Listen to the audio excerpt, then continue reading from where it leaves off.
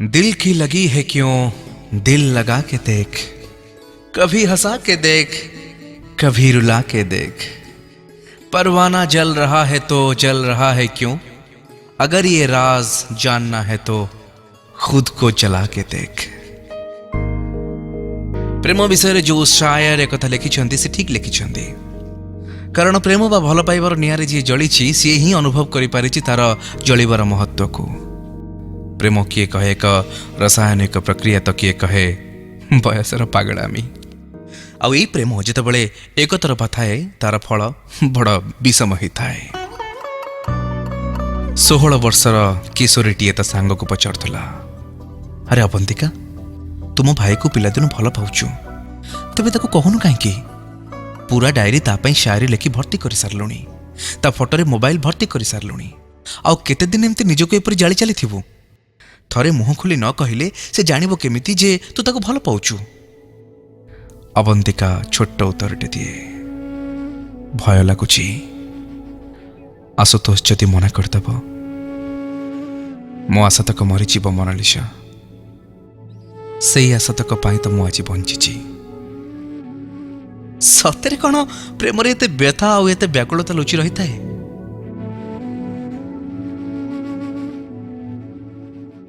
अवंतिका नव यौवन रे पाद देइथिबा 16 वर्षर किशोरीटीए, पुओं को सहजरे आकर्षित करि पड़ुथिबा सुंदर शरीरर अधिकारिणी। से गोरा शरीर, आकर्षणीय चेहरा, ईश्वर निज हाथ में सुंदरतार प्रत्येक स्पर्शता देहरे कोण अनुकोण भरी देइछन्ति। सौंदर्य सहित पाठरे मध्य से प्रथम। कौनसी पुअर प्रेमिका हवा पाई ता निकटरे समस्त योग्यता थिला, किंतु काहेकि केजाणी ता मनर आसन रे स्थान पाई सारिथिबा आशुतोष थिला ताठु बहुत दूर ता मनरे छड़, भल पाइबार छड़, प्रेमर छड़। ए झड़ को दुर्बल मुहूर्तर सृष्टि हेछि अवंतिका जानिनी। से मन को मन हसुला, ता कथा बसी भावुला, डायरी खोली किछि मन को मन लिखि जाउथिला। आशुतोष जे एमिति तार हृदय रे घर करी बसी जीव से केबे भी भावी नथिला। अनेक थर साहस कले भी से ता आगे निजर मन कथा को प्रकाश करि पारु नथिला। सम्मतिर खुशी ताको मारिदेव एवं प्रत्याख्यान भय ताको बंचिबाकू दबनी। आशा हो पछे गोटे मरीचिका, किंतु यह से स्वीकार करुथला से आशुतोष को भल पाए, बिना शर्तरे, बिना चिंतारे, बिना किछि आशारे। जीवन गोटे स्वप्न, से स्वप्न मध्य आशुतोष थिला आउ गोटे स्वप्न। से स्वप्न सत हब कि ना से कथा से जानेनी कहा पछरे धाइछि। से मायार मृग कि वास्तव हरिण, तथापि से धाइछि ताको निश्चय पाइब, निश्चय पाइब।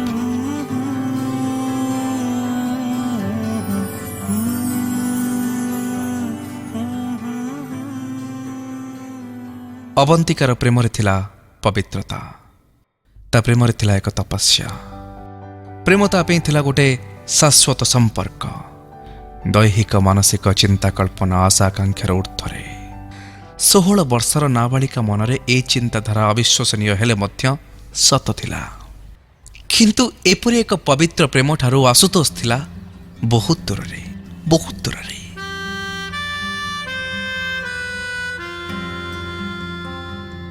आशुतोष 18 वर्षर युवकटीए, स्थानीय कॉलेज रे पढ़े। तारुण्यर सबजीमा तार लोमकूपर फुटी उठुला। फुलिला फुलिला मांसपेशी रे तैयारी तार गोरा तक तक देह, सर्वोपरि ता व्यक्तित्व एवं कथा कहिबार शैली जेकोसी तरुणी को आकृष्ट करने को यथेष्ट थिला। कॉलेज रे अनेक झियो एई तरुण को साथी रूप में पाइबा पाई स्वप्न देखुथिले, मात्र से काहारी हाथ रे धरा न देई पाइथिला ता मनर स्वप्न नायिका मानसी को।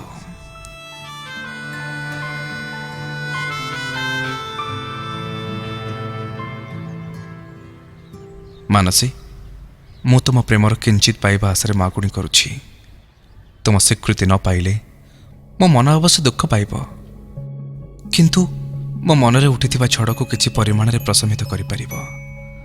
मु तुमको पुनश्च प्रश्न करुछि Manasi, I love you very much, do you love me? Ashutosh ପୁଣି ଥରେ ପ୍ରଶ୍ନ କଲା। ମାନସୀ ନୀରବ ରହିଲ ଯେ ମୋ ପ୍ରଶ୍ନର କ'ଣ କୌଣସି ଉତ୍ତର ନାହିଁ? ମାନସୀ ପଚାରିଲା, କୋଉ ପ୍ରଶ୍ନର? ଏଇ ଯେ ତମେ ମୋତେ ଭଲ ପାଅ କି? ୟେସ୍। ଛୋଟିଆ ଉତ୍ତରଟେ ଦେଇ ମାନସୀ ଝଡ଼ ବେଗରେ ସେଠୁ ଚାଲି ଯାଇଥିଲା।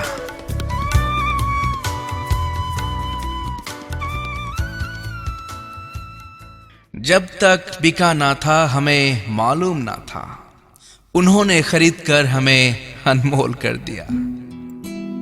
आशुतोष सते जेमती सब किछि पाई जाइथिला। ता आखिर निद हजि जाइथिला। सारा राति स्वप्न रे उबुटुबु हबाकु आरंभ करि सारिथिला। सेई दिन ठारू से आउ मानसी प्रेमर अतल सागर रे भासिबाकु आरंभ कले। प्रेम प्रणय मान अभिमान राग रसकु नै गढ़ी उठिथिला सेमानक प्रेम कहानी। आशुतोष मानसी पाई पागल हो जाइथिला। सदा सर्वदा ता मनर आकाश रे चंद्रमा हे मानसी देखाथिला। सोइबाकु गले ता छवि, पढ़िबाकु बसिले ता चिंता। सते जेमती संसार रे गोटिए झी अछि आ से होची मानसी। एहाकु जदि भल पाइबा कहा जाए तेबे आशुतोष प्रेम रे पड़ी जाइथिला। सेई प्रेम रे जो प्रेम रे पड़ी केते राजा निज राज्य परिवार हराई छंती त मुनि ऋषि निजर सारा तपस्यार फल। किंतु एई प्रेमर आकाश रे हठात दिने कला बादल आत्म प्रकाश कला। मानसी थिला गोटे मधुमक्खी। से गोटे फूल रे केमती संतुष्ट हो पारंता। आशुतोष दिने मानसी को आउ एक युवक अविनाश सहित अंतरंग मुहूर्त रे देखि नेइतिला। मानसी मानसी ए कौन चलछि? माने तमर अविनाश सहित की संपर्क? He just my friend. Just friend? अरे जस्ट फ्रेंड तो हाथ धरी सेठी बसी कौन करथुला? तमे जानो मु तुम केते सीरियस। ता परे भी तमे एते पॉजिटिव बेले मु कौन करबी? आशुतोष तम सहित रिलेशनशिप अछि तार अर्थ नुहे मु कहा सहित भी कथा ही परिबिनी। तमे कथा होतला कि आ कौन करथुला तमे जानिछ Mansi. I don't need to clarify anything to you. You know Mansi, you are just a peach and you go to hell. तमे जाना आशुतोष तमर एही ओवर पॉजिटिव गुण पाई तुमको कौनसी झियो मिलिबेनी। गो टू हेल। भांगी जाइथिला प्रेमर ताजमहल। सरी जाइथिला सब स्वप्न सब आशा। भांगी पड़िथिला आशुतोष। दिल शीशे से नहीं बनता, अगर बनता तो टूटने की आवाज आती। दिल पत्थर से नहीं बनता, अगर बनता तो गिरने की आवाज आती। दिल मिट्टी से नहीं बनता, अगर बनता तो बिखरने की आवाज आती। दिल अगर बनता है तो जज्बातों से, अगर टूट भी जाए, गिर भी जाए, बिखर भी जाए तो आवाज नहीं आती, सिर्फ आंसू बहते हैं। बस सिर्फ आंसू बहते हैं। आशुतोष ता भंगा हृदय को कहा को देखी पारि नथिला। से केवल जलिथिला प्रतारणार निआरे। ता स्वप्न वास्तवतार प्रहार रे चूर्ण विचूर्ण हो जाइथिला। ता मनर मलय को ग्रीष्म प्रवाह आच्छादित कर देइथिला। से छटपट होथिला बिना जलरे माछ छटपट हैला परी। तार खाइबा पीबार ठीक ठिकଣା रही नथिला। घरे समस्ते व्यस्त हो पड़ती। केही बुझी पारंतिनी काहेकि तार एमिति अवस्था। से कांदी थिला, चित्कार करिथिला, मात्र से चित्कार मानसर कर्ण परदा को अतिक्रम कर पारि नथिला। किंतु सुनिथिला आउ केही, अवंतिका। सेमती एक दुर्बल मुहूर्त रे अवंतिका साहस करी आशुतोष को प्रेमर निवेदन करे एवं आशुतोष सम्मति दिए। अवंतिकार बहु दिनर स्वप्न साकार हो जाइथिला। सारा दुनियार खुशी आज ता अंजुली रे पड़िथिला। से विश्वास करि पारु नथिला एहा स्वप्न कि सत। ता एप्सित प्रिय पुरुष ता हाथ पाहांतारे थिला। से दिन ठारू सेमाने दुहे प्रेमर अतल सागर रे फासिबाकु लागिले। सेमानंक प्रेमर पुष्प प्रस्फुटित हबाकु लागिला। बासना केबे लुचि रहेनी। एते पुनि प्रेमर बासना चतुर्दिग महके देला। पार्क, सी बीच, मंदिर, सिनेमा हॉल सबुठी सेमाने देखिबाकु मिलिले। कार्ड, ग्रीटिंग्स, चॉकलेट गिफ्ट रे सेमानंक प्रेम प्रज्वलित हैला। सेमाने संध्यारे पार्क रे बसिथिबा बेले दिन अवंतिका पचारिला, आसु ତମେ ମତେ କେବେ ଧୋକା ଦବନି ତ? ଅବନ୍ତିକା ସୂର୍ଯ୍ୟ ପଦ୍ମକୁ ଭୁଲି ଯାଇପାରେ, ଜହ୍ନ କଇଁକୁ ଭୁଲି ଯାଇପାରେ, କିନ୍ତୁ ଆଶୁତୋଷ ତମକୁ କେବେ ବି ଭୁଲିବନି। ଆଶୁତୋଷ ସତ କହୁଛି କି ମିଛ କହୁଛି ଅବନ୍ତିକା ବୁଝିବାକୁ ଚେଷ୍ଟା କରେନି। ସେ କେବଳ ପ୍ରେମର ସୁନେଲି ସ୍ୱପ୍ନରେ ଭାସି ଯାଉଥାଏ। ଆଶୁତୋଷ ବାଧ୍ୟ କରିଥିଲା ଅବନ୍ତିକାକୁ ଏକ ଚୁମ୍ବନଟିଏ ପାଇଁ। ଅବନ୍ତିକା ରାଜି ହେଇନଥିଲା। ସେ ରାଣ ନିୟମ ପକାଇ ରାଜି କରାଇଥିଲା। ତଥାପି କିଛିଟା ଲଜ୍ଜା, କିଛିଟା ସଂକୋଚ ହାତ ଦୁଇଟିକୁ ଆଡ଼େଇ ଦେଇ ଅବନ୍ତିକାର ଲାଲ ଓଠରେ ଆଶୁତୋଷ ଆଙ୍କି ଦେଇଥିଲା ପ୍ରେମର ମାଦକତା ଭରା ଉଷ୍ମ ଚୁମ୍ବନଟିଏ। ଯୌବନର ପ୍ରଥମ ସ୍ପର୍ଶରେ ସିହିରି ଯାଇଥିଲା ଅବନ୍ତିକା। ସେ ବି ରକ୍ତ ମାଂସର ମଣିଷ, ଏକ ପୂର୍ଣ୍ଣ ଯୌବନା କିଶୋରୀ। ବୟସର ସ୍ପର୍ଶ ସହିତ ତା ଦେହ ମନ ରକ୍ତରେ ବି ଭରି ରହିଛି ଅଜସ୍ର ଯୌବନର ଅସହ୍ୟ କାମନାର ଉତ୍ତାପ।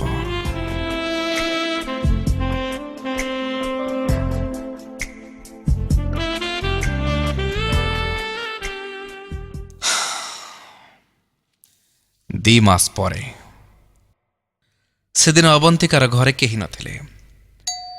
ସେଦିନ ସନ୍ଧ୍ୟାରେ ଆଶୁତୋଷ ଅବନ୍ତିକା ଘରକୁ ଯାଇଥାଏ। ଅବନ୍ତିକା ଘରେ ଏକାକିନୀ ଥାଏ। ତା ପରିବାରର ସମସ୍ତେ ବାହାରକୁ ଯାଇଥିଲେ। ସେ ତାର ଏକାନ୍ତ ସମୟରୁ କିଛି ପାଇ ନିଜକୁ ଭାଗ୍ୟବାନ ମନେ କରିଥିଲା। ଅବନ୍ତିକା କଫି କରି ଆଶୁତୋଷକୁ ପିଇବାକୁ ଦିଏ।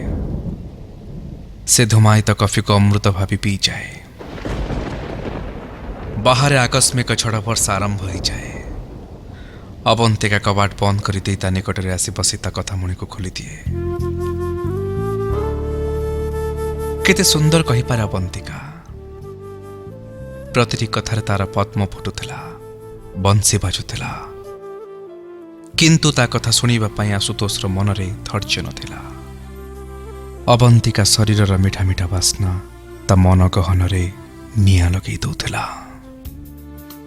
ତା ଶରୀରରେ ଏକ ଅଦ୍ଭୁତ ଶିହରଣ ଖେଳି ଯାଉଥିଲା। ହଠାତ୍ ବିଜୁଳି ଚାଲିଗଲା। ଦୁହେଁ ଚମକି ପଡ଼ିଲେ। ସନ୍ଧ୍ୟାରେ ଅନ୍ଧକାରକୁ ସଙ୍ଗ କରି ଆଲୋକ ଚାଲିଯିବା ସହିତ କୋହଲା କୋହଲା ପାଗ ତା ମନର ପିପାସାକୁ ଦ୍ୱିଗୁଣିତ କରିଦିଏ। ହଠାତ୍ ଖଡ଼ଖଡ଼ି ଶବ୍ଦରେ ଅବନ୍ତିକା ଡରିଯାଏ। ସେ ତାକୁ ଆଉଜେଇ ଦିଏ ତା ପ୍ରଶସ୍ତ ବୁକୁରେ। ସାରା ସଂସାରର ନିରାପଦ ସ୍ଥାନ ଭାବି ଅବନ୍ତିକା ସେଥିରେ ଆଶ୍ରୟ ଖୋଜି ନିଏ। ସବୁକିଛି ଭୁଲେଇ ଦେଇ ଆଶୁତୋଷର ବକ୍ଷରେ ନିଜକୁ ହଜେଇ ଦେଇ ଅବନ୍ତିକା ଅନୁଭବ କରୁଥିଲା ପୁରୁଷର ବାହୁବନ୍ଧନରେ କେତେ ତୃପ୍ତି, କେତେ ଆତ୍ମସନ୍ତୋଷ, କେତେ ପୁଲକ ସତେ। ଦୁହିଁଙ୍କର ନିଶ୍ୱାସ ପ୍ରଶ୍ୱାସ ଧୀରେ ଧୀରେ ପ୍ରଖର ହେଇଯାଏ। ଦିହେଁ ଦିହିଁଙ୍କୁ ଚଢ଼େଇ ଧରନ୍ତି। ହଠାତ୍ ବିଜୁଳି ଚାଲି ଆସେ। ଅବନ୍ତିକା ଚମକି ପଡ଼େ, ଲାଜେଇ ଘୁଞ୍ଚି ବସେ। କୌଣସି ଅନର୍ଥ ହେଇନଥିବାରୁ ଈଶ୍ୱରଙ୍କୁ ଧନ୍ୟବାଦ ଦିଏ। କିନ୍ତୁ ଖର ଶ୍ୱାସ ହେତୁ ପୂର୍ଣ୍ଣିମାର ଢେଉ ପରି ଲହରୁଥିବା ଅବନ୍ତିକାର ବକ୍ଷୋଜ ଆଶୁତୋଷର ମନର ପିପାସାକୁ ବଢ଼େଇ ଦେଇଥିଲା।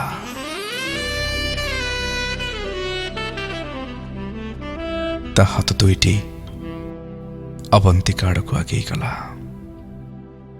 ଷ୍ଟପ୍ ଆସୁ, ଏସବୁ ଠିକ୍ ନୁହେଁ। କାହିଁକି ଠିକ୍ ନୁହେଁ? ଆମେ ଦୁହେଁ ପରସ୍ପରକୁ ନିଜଠୁ ଅଧିକ ଭଲ ପାଉଛେ। ତମର କ'ଣ ମୋ ଉପରେ ବିଶ୍ୱାସ ନାହିଁ Avantika? I M only 16 baby. ତମେ ପୁଅ ଆଉ ମୁଁ ଝିଅ। ଝିଅଙ୍କ ଶରୀରରେ ଥରେ ଦାଗ ଲାଗିଗଲେ ଆଉ ଛାଡ଼େନି। ମୋର ଗୋଟେ ସାଙ୍ଗ କହିଥିଲା, ଝିଅ ଯାହାକୁ ଯେତେ ବିଶ୍ୱାସ ରଖୁ, କିନ୍ତୁ ଏତେ ବି ନ ରଖୁ, ତାକୁ ଭବିଷ୍ୟତରେ ଦୁଃଖ ଦେଇଥାଉ। What? I love you more than my life. ମୁଁ ତମକୁ ବିବାହ କରିବି। ତମର କ'ଣ ମୋ ପ୍ରତି ଏତିକି ବିଶ୍ୱାସ ନାହିଁ? ତମେ ଭାବୁଛ ମୁଁ ଏତେ ଚିପ୍ କି ତମ ଶରୀରକୁ ଉପଭୋଗ କରି ମୁଁ ତମକୁ ପରିତ୍ୟାଗ କରିବି? ଏଇଟା କ'ଣ ତମର ଭଲ ପାଇବା? ତମର ଥାଉ କି ନଥାଉ, ମୋର କିନ୍ତୁ ନିଜ ଉପରେ ବିଶ୍ୱାସ ଅଛି ଯେ ମୁଁ ତମକୁ ନିଜର କରିବି। ମୁଁ ଜାଣେ ଏ ଶରୀର ମୋର, ୟା ଉପରେ କେବଳ ମୋର ଅଧିକାର ଅଛି, କାରଣ ମୁଁ ତମକୁ ଭଲ ପାଏ ଅବନ୍ତିକା, ବହୁତ ଭଲ ପାଏ। କିନ୍ତୁ ଆମ୍ ସରି, ତମେ ଆଜି ମୋ ସ୍ୱାଭିମାନକୁ ଆଘାତ କରିଛ। ଗୁମ୍ ମାରି ବସିଗଲା ଆଶୁତୋଷ। ଅବନ୍ତିକା ଅନେକ ବୁଝେଇଲା। ଶେଷରେ ହାରିଗଲା ଅବନ୍ତିକା। ଆଶୁର ଓଠରେ ନିଜ ଓଠର ସ୍ପର୍ଶ ଦେଲା। ତାପରେ ଆଶୁତୋଷ ସବୁ ମାନ ଅଭିମାନ ଭୁଲି ତା ଓଠରେ, ତା ଗାଲରେ, ତା ବେକରେ ପାଗଳ ପରି ଦେଇ ଚାଲିଲା ମିଠା ଚୁମ୍ବନର ପରଶ।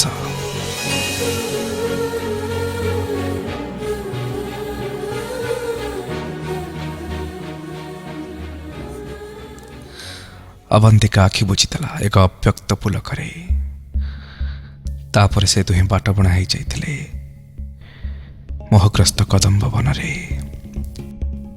ଏକ ପରାଧୀନ ନାୟିକା ପରି ଅବନ୍ତିକା ନିଜକୁ ଖୋଲି ଦେଇ ସମର୍ପି ଦେଇଥିଲା ଆଶୁତୋଷର ବାହୁବନ୍ଧନରେ। ତା ପୁରୁଷତ୍ୱ ଆଗରେ ନିଜର ନାରୀତ୍ୱକୁ ହଜେଇ ଦେଇ ଅବନ୍ତିକା ଅନୁଭବ କରୁଥିଲା ଏକ ସ୍ୱର୍ଗୀୟ ସୁଖ। ଏତେ ଦିନ ଧରି ଯେଉଁ ସମ୍ପଦକୁ ସେ କୃପଣ ପରି ଲୁଚେଇ ରଖିଥିଲା, ଆଜି ଆଶୁ ନିକଟରେ ସମର୍ପି ଦେଇ ସେ ଲଜ୍ଜିତ ହେଲାନି, ବରଂ ଗର୍ବିତ ହେଲା।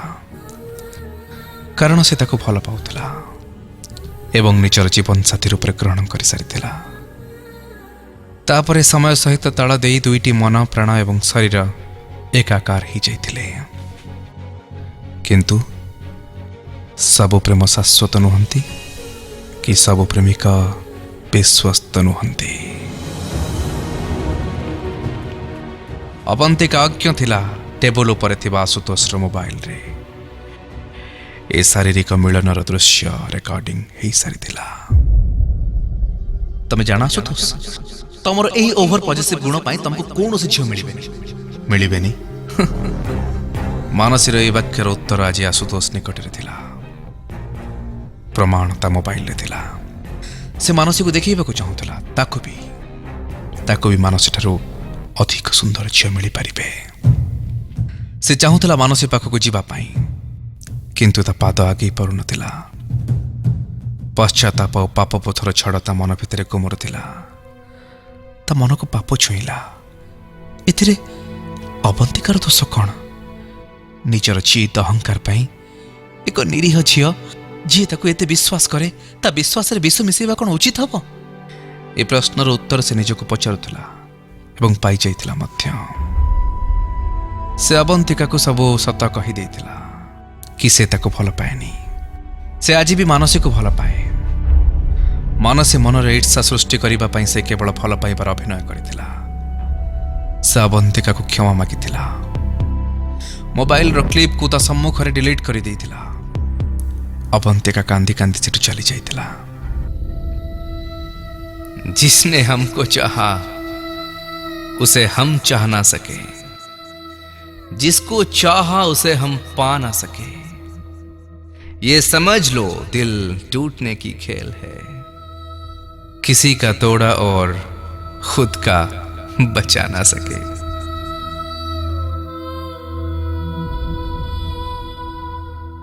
आशुतोष निरुपाय थिला। से जेते चाहिए भी मानसी को मन मध्यरु दूरेई पारु नथिला कि अवंतिका को आपणेई पारु नथिला। किंतु से ता सहित जहा करिछि सेथिपाई निजको क्षमा करि पारु नथिला। अवंतिकार प्रेम अवर्णनीय, मात्र से ता प्रेम को मर्यादा दे पारिनी। से केवल ताकू देइछि छलना और प्रतारणा। हाँ अवंतिका, तापई जेमती दुनिया सरी ही जाइथिला, भांगी जाइथिला सब आशा सब स्वप्न। से भाभी पारु नथिला जे जहाकू एते भल पाए, जहाकू निजर मन प्राण शरीर सबु बिना द्विधारे दे सारिछि, से ता विश्वास सहित केमिति खेली पारिला। सबु स्वप्नर ज्वार रे भट्टा पड़ीगला। से डिप्रेशन को चली जाइथिला। एमिति एक संवेदनशील मुहूर्त रे निर्दय विधाता एई प्रेम कहानीर समाप्ति अधिक भयानक स्थिर कर सारिथिला। आशुतोष एवं अवंतिकांक अंतरंग मुहूर्तर वीडियो इंटरनेट एवं सारा सहर रे मोबाइल रे प्रकाशित हो सारिथिला। आशुतोष एवं अवंतिकांक जीवन दुर्विषह हो गला। से माने काहाको मुह देखैबाकू निज योग्यता हरै सारिथिले। समाज रे समस्ते छी छी कले।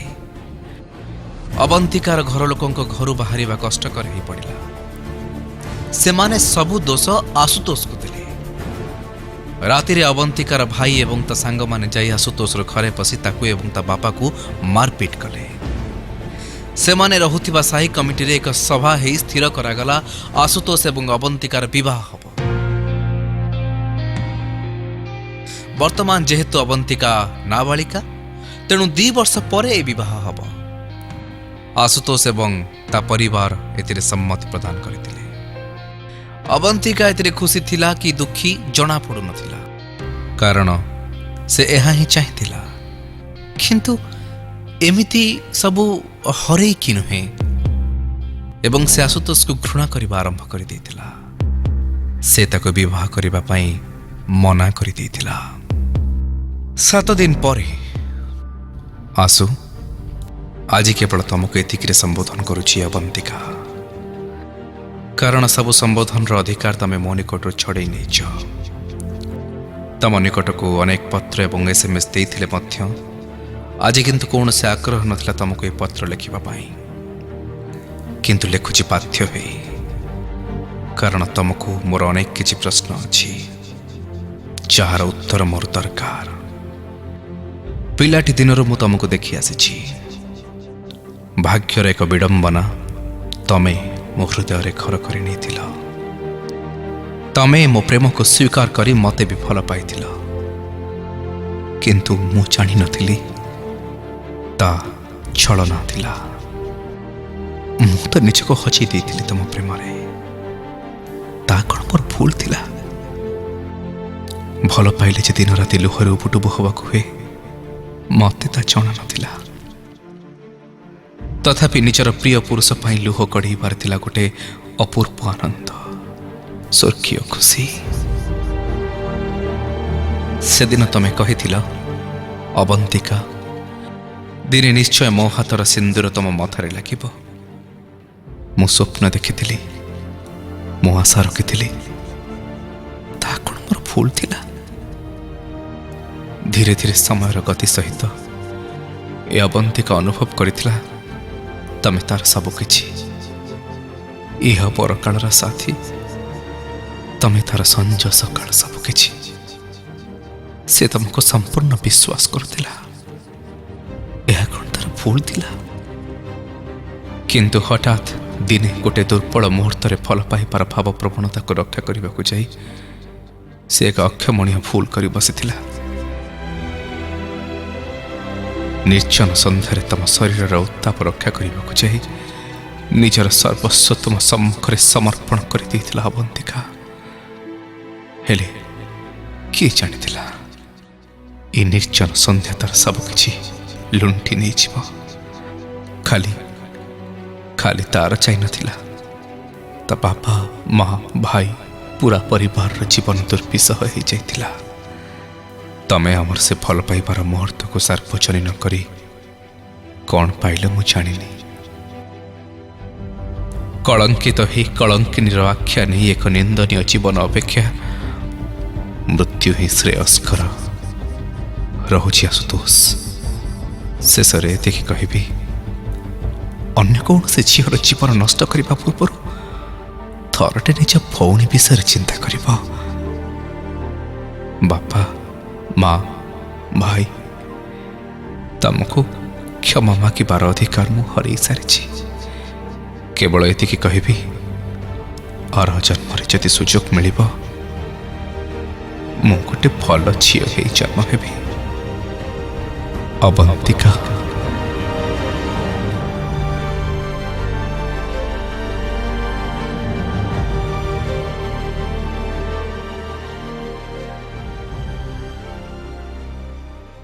ପୋଲିସ ପାଖରେ ଆଉ ଏକ ଚିଠି ଥିଲା। ଅବନ୍ତିକା, ୟା ପୂର୍ବରୁ ମୁଁ ତମକୁ ଅନେକ ଚିଠି ଏବଂ SMS ଦେଇଛି, ମାତ୍ର ସେହି ଚିଠିରେ ଭରି ରହିଥିଲା ଭଲ ପାଇବାର ମିଠା ମିଠା ମିଛ ପ୍ରତିଶ୍ରୁତି ସବୁ। ମୁଁ ଆମର ଏ ସମ୍ପର୍କକୁ ଧୋକାରୁ ଆରମ୍ଭ କରିଥିଲି। ତା ମୋ ଜୀବନର ସବୁଠୁ ବଡ଼ ଭୁଲ ଥିଲା। କିନ୍ତୁ କ'ଣ କରିଥାନ୍ତି, ମାନସୀକୁ ମୁଁ ନିଜଠୁ ବି ଅଧିକ ଭଲ ପାଉଥିଲି। ତାଠାରୁ ଉପେକ୍ଷିତ ହେବା ମୁଁ ସହଜରେ ଗ୍ରହଣ କରିପାରିଲିନି। ସେଇ ରାଗ ସେଇ ଅଭିମାନରେ ତମ ସହିତ ଏମିତି ଭୁଲ କରି ବସିଲି। ପରେ ଅବଶ୍ୟ ଏ ଭୁଲକୁ ମୁଁ ହୃଦୟଙ୍ଗମ କଲି, ତମ ନିକଟରେ ସ୍ୱୀକାର କଲି। କିନ୍ତୁ କିଛି ଭୁଲର କ୍ଷମା ନଥାଏ କି ପ୍ରାୟଶ୍ଚିତ ନଥାଏ। ଅବନ୍ତିକା ମୋ ଈଶ୍ୱର ସାକ୍ଷୀ ଏବଂ ମରୁଥିବା ଲୋକ ମିଛ କହେନି। ସେ କ୍ଲିପକୁ ମୁଁ ନିଜେ ଡିଲିଟ୍ କରିଦେଇଥିଲି। ମୁଁ ଜାଣିନି ତା କେମିତି ସାର୍ବଜନୀନ ହେଲା। ମାନୁଛି ମୁଁ ଭୁଲ କରିଥିଲି, କିନ୍ତୁ ଅବନ୍ତିକା ମୁଁ ଏତେ ବି ଖରାପ ନଥିଲି ଗୋଟେ ଝିଅ ଜୀବନ ନଷ୍ଟ କରିଦେବି। ମୋର ବି ଗୋଟେ ଭଉଣୀ ଅଛି, ମୋ ମା, ଯିଏ ମୋ ପାଇଁ ଜୀବନ। ତାଙ୍କ ରାଣ ନେଇ କହୁଛି ମୁଁ କିଛି ଜାଣିନି। ମୁଁ ଜାଣେ କେହି ମୋ କଥାକୁ ବିଶ୍ୱାସ କରିବେନି। କେବଳ ତମକୁ ଏତିକି ଅନୁରୋଧ କରିବି, ମୋ କଥାକୁ ବିଶ୍ୱାସ କରି ମୋତେ ଥରଟେ କ୍ଷମା କରିଦେବ। ମୁଁ ଜାଣେ ମୁଁ ତମକୁ ଏକୁଟିଆ ଛାଡ଼ି ଯାଉଛି, ଆଉ ଏଇଟା ଆଉ ଏକ ମସ୍ତ ବଡ଼ ଭୁଲ। କିନ୍ତୁ କ'ଣ କରିବି, ଆଉ ପାରୁନି। ପ୍ରତ୍ୟେକ ମଣିଷକୁ ତା ଭୁଲର ପ୍ରାୟଶ୍ଚିତ ପାଇଁ ଗୋଟେ ସୁଯୋଗ ମିଳିବା ଉଚିତ, କିନ୍ତୁ ମୋତେ ତା ବି ମିଳିଲାନି। କେହି ମୋ କଥାକୁ ବିଶ୍ୱାସ କରୁନଥିଲେ। ହୁଏତ ମୋ ମୃତ୍ୟୁ ସେମାନଙ୍କ ମନରେ ସାମାନ୍ୟ ବିଶ୍ୱାସ ତ ଆଣିପାରିବ। ଶେଷରେ ଏତିକି କହି ବିଦାୟ ନେଉଛି। ଅବନ୍ତିକା, ପାରିବ ଯଦି ଆଶୁକୁ କ୍ଷମା କରିଦେବ। ମୁଁ ଜାଣେ ତମେ ଆଶୁକୁ ସଚ୍ଚା ପ୍ରେମ କରିଥିଲ। ସେ ହତଭାଗ କିନ୍ତୁ ତମ ପ୍ରେମର ମର୍ଯ୍ୟାଦା ଦେଇପାରିନଥିଲା। ମୁଁ ଜାଣେ ଏହା କଷ୍ଟକର। ଈଶ୍ୱରଙ୍କୁ ଏତିକି ମାଗିବି, ସେ ତାଙ୍କ ଆଶୀଷରେ ତମ ଚଲାପଥକୁ କୁସୁମିତ କରନ୍ତୁ। शाम भी उदास होगी, रात भी उदास होगी, कफन में लिपटी मेरी लाश होगी। ए दफना के जाने वालों, उनसे कह दो कसूरवार हम थे, लेकिन कुछ कसूर हमारे तकदीर का था।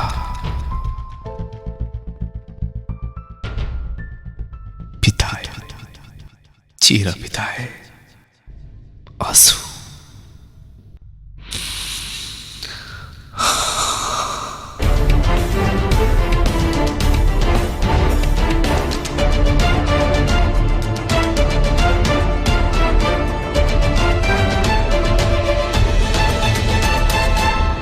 दिहे दिही चिठी पढ़िबा पाई जीवित नथिले। इन्स्पेक्टर ए सुइसाइड केस रे काहाकु दायी करिबे किछि चिंता करि पारु नथिले। से फाइल बंद करिबाकु जाउथिले।